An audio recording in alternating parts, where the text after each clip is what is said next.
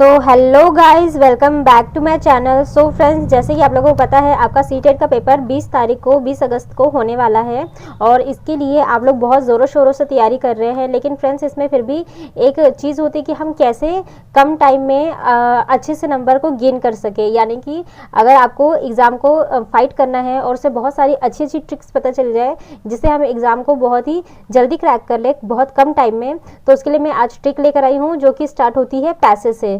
Friends, आप लोगों ने सब्जेक्ट लिया होगा हिंदी और दूसरा होगा संस्कृत या फिर इंग्लिश, तो उसमें से जो भी आपका ऑप्शन होगा, स्पेशली हिंदी तो हर कोई रखता है। तो जो हिंदी है, हिंदी में पैसेज होते हैं, पैसेज में आपको आराम से 5 से 7 नंबर मिल जाते हैं, क्योंकि उसी में जो पैसेज होता है, पैसेज में ही क्वेश्चन और आंसर दिए रहते हैं। तो आपको बस इसमें उस ट्रिक को, उस पर्टिकुलर वर्ड को पकड़ना होता है और आसानी से आप आंसर ढूंढ सकते हैं। इसमें देखिए फ्रेंड्स, ये मेरे पास सीटेट का जो ऑफलाइन पेपर था 2019 से 20 के आसपास वाला, वो पेपर रखा हुआ है और ये मेरा पेपर था। मैंने ये इसे दिया था, तो इसमें से मेरे कई सारी चीज़ें गलत भी हुई थी और सही भी, क्योंकि मुझे उस टाइम कुछ खास आइडिया नहीं था कि कैसे एग्ज़ाम को, सीटेट के एग्ज़ाम को क्रैक करना है, क्योंकि उस टाइम तक मैं ज़्यादा पढ़ती भी नहीं थी, एक तरह से बोलना चाहिए। 2021 के बाद ही सारी चीज़ें मुझे सही समझ में भी आने लगी और जो फर्स्ट ऑनलाइन पेपर हुआ था उसमें ही मेरा क्लियर भी हुआ था। तो और वो उसके बाद ही मुझे साइकोलॉजी भी समझ में आने लगी। तो आज मैं आपके लिए ट्रिक्स लेकर आई हूँ जो कि उस टाइम मुझे नहीं पता थी ऑफलाइन पेपर के टाइम, लेकिन ऑनलाइन पेपर के टाइम मुझे सारी चीज़ें समझ में आने लगी। तो मैं आज आपको बताऊंगी, इसमें मेरी गलतियाँ बताऊंगी और इसे कैसे फाइंड आउट करना है वो भी मैं आपको बताऊँगी। तो चलिए फ्रेंड्स, स्टार्ट करते हैं। देखिए फ्रेंड्स, इसमें सबसे पहले तो आप लोग ये देखिए, पहले तो 1 2 3 4 5 6 7 8 9 क्वेश्चन आपको आराम से, 9 नंबर आपको आराम से एक पैसेज दे जाता है। ये है आपका गद्यांश और ये होता है आपका पद्यांश। पद्यांश में भी नंबर आपको आराम से मिल जाते हैं, 1 2 3 4 5 6 7 8 9 9 10, लगभग 9 9 2 होते ही हैं। तो आराम से आपको 10 नंबर तो मिल ही जाते हैं इसमें। तो चलिए स्टार्ट करते हैं। सबसे पहले इसकी जो ट्रिक है इसमें है कि आप ना टाइम बचाने के लिए फ्रेंड्स पहले क्वेश्चंस को पढ़ो। कम से कम 1 से 2 क्वेश्चन आप पढ़ लो, ताकि आपको क्वेश्चन कुछ समझ में आ जाए कि किस बेस पे पूछा जा रहा है। जैसे देखिए, ये तो मोस्टली क्वेश्चन होता है पहला, जो उपयुक्त गद्यांश के आधार पर बताइए कि संसार के सारे वाद सीमित है। तो ये एक हमने पढ़ लिया, यानी इसमें पूछा है संसार के सारे वाद सीमित है, ये वाद सीमित है। और जो दूसरा क्वेश्चन है, उपयुक्त गद्यांश में गांधीवाद का आधार किसे बताया गया, यानी कि इसमें पूछा है गांधीवाद का आधार। ये 2 क्वेश्चन हमने पढ़ लिया। तो 2 क्वेश्चन हम इसमें अब ढूंढते हैं। इसके बाद आप जो पैसेज है, पैसेज को पढ़ना स्टार्ट कीजिए एक बार। गांधीवाद में राजनीतिक और आध्यात्मिक तत्वों का समन्वय मिलता है, यही इस वाद की विशेषता है। वाद एक हमें मिल गया, एक टैग वर्ड मिल गया। आज संसार में जितने भी वाद प्रचलित है वह प्रायः राजनीतिक क्षेत्र में सीमित हो चुके हैं। आत्मा से उनका संबंध विच्छेद होकर केवल बाह्य संसार तक उनका प्रसार रह गया है। मन की निर्मलता और ईश्वर निष्ठा से आत्मा को शुद्ध करना गांधीवाद की प्रथम आवश्यकता है। ऐसा करने से निस्वार्थ बुद्धि का विकास होता है और मनुष्य सच्चे अर्थों में जन सेवा के लिए तत्पर हो जाता है।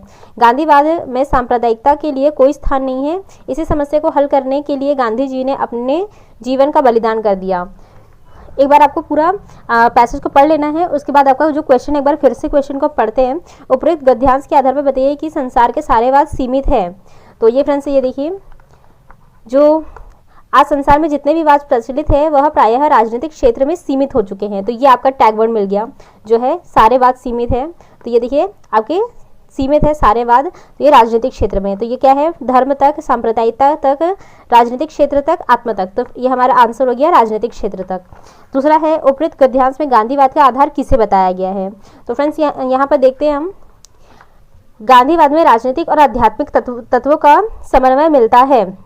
मोस्टली ये होगा कि आपको जो इसका मेन शीर्षक या फिर मेन चीज़ जो इसमें पूछी जाती है गद्यांश में, कि इसका टैग वर्ड क्या है या फिर उसका उद्देश्य क्या है, तो मोस्टली वो पहले लाइन में मिल जाता है। तो इसमें देखिए, राजनीतिक अध्यात्म और सांप्रदायिकता। फ्रेंड्स, राजनीतिक अध्यात्म तो है पर इसमें सांप्रदायिकता नहीं है। जनसेवा और अध्यात्म को जनसेवा माना गया है पर अध्यात्म भी माना गया, लेकिन इसमें राजनीति कहीं पे भी नहीं दी गया है, जो कि इसमें राजनीति एक मेन मुद्दा इसमें चल रहा है।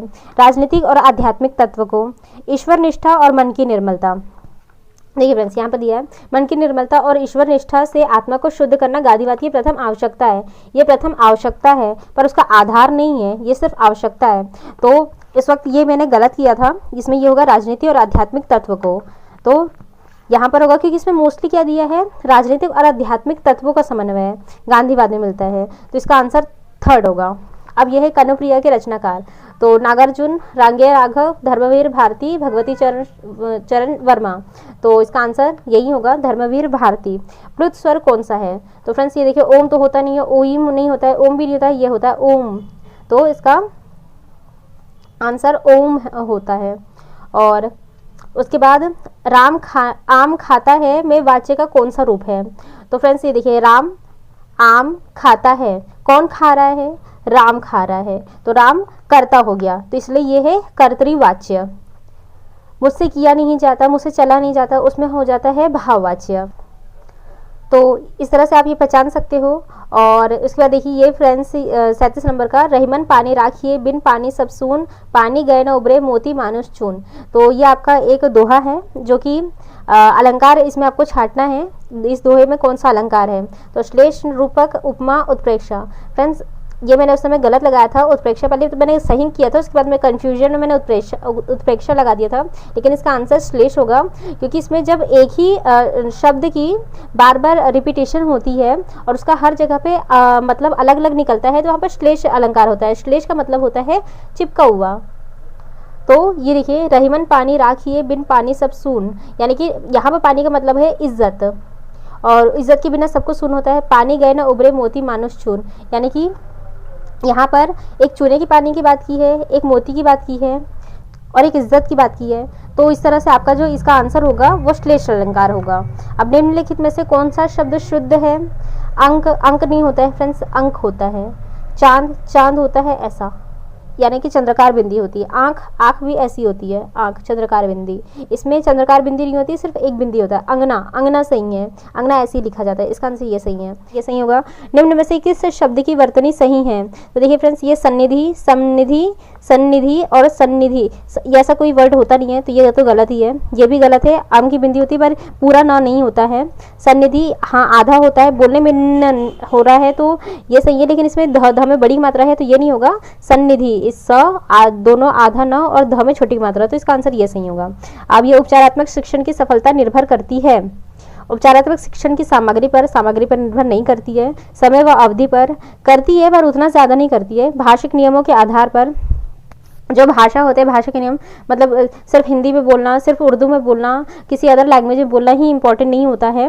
और समस्याओं के कारणों की सही पहचान करना। फ्रेंड्स जहाँ पर भी उपचार होगा वहाँ पर समस्या ज़रूर होगी, किसी भी समस्या के कारण ही उसका उपचार किया जाता है। अगर आप डॉक्टर के पास जाते हो तो डॉक्टर वैसे भी जब आपको कोई भी बीमारी होती है तो उसकी पहले जाँच करता है, आपसे पूछता है कि आपको क्या हो रहा है, डायरेक्ट उपचार शुरू नहीं कर देता है, पहले आपको जानता है कि आपकी डायग्नोज करता है कि आपको प्रॉब्लम क्या है, प्रॉब्लम से रिलेटेड हिस्ट्री को भी जानता है, उसके बाद उसके अनुसार ही आपके ट्रीटमेंट्स को लिखता है, उसके अकॉर्डिंग आपकी मेडिसिन शुरू करता है। तो उसके लिए सबसे पहले होता है कि समस्याओं के कारणों की सही पहचान करना, ये इसका आंसर सही है। तो उपचारात्मक शिक्षण की सफलता इसी पर निर्भर करती है। तो ये इसका आंसर था और इसमें आपको लगभग 10 नंबर तो आराम से मिल जाएंगे, इसलिए आपको पैसेज पे ध्यान देना पड़ेगा। आपको कम से कम आराम से 10 से 20 पैसेज अगर आप देख लेते हो तो आपकी इतने नंबर कहीं पे भी नहीं गए हैं, 10 नंबर आपको आसानी से मिल जाएंगे। और इसमें पद्य और गद्य दोनों में 10 नंबर आराम से मिल जाते हैं, दोनों मिला के लगभग 9 दूनी 18 नंबर आपको आराम से मिल जाते हैं। लेकिन यही होता है कि हम इस पर ज़्यादा ध्यान नहीं देते, बाकी सब चीज़ें तो थोड़ा दिमाग लगानी पड़ती है, पर इनके आंसर्स इसी में होते हैं। और इसमें आपको थोड़ा सा ग्रामर को भी देखना पड़ेगा। तो फ्रेंड्स इसमें मोस्ट इंपॉर्टेंट है कि आपको समय की बचत करने के लिए 1-2 क्वेश्चंस को पढ़ लीजिए जिसका आंसर लगभग इसमें मिल जाए, ग्रामर को छोड़ के। टैग वर्ड, ये टैग वर्ड्स थोड़े से इस पर ध्यान दे देंगे आप तो ये आपको आराम से समझ में आ जाएगा। और यही था फ्रेंड्स, आप लोगों का एग्जाम 20 तारीख को होने वाला है, तो आप थोड़ा सा पैसेज को वगैरह देख लीजिए। मैं आपको कल पद्य का एक वीडियो लेकर आऊँगी और मिलते हैं मेरे नेक्स्ट वीडियो में। Till then stay happy, stay healthy, bye.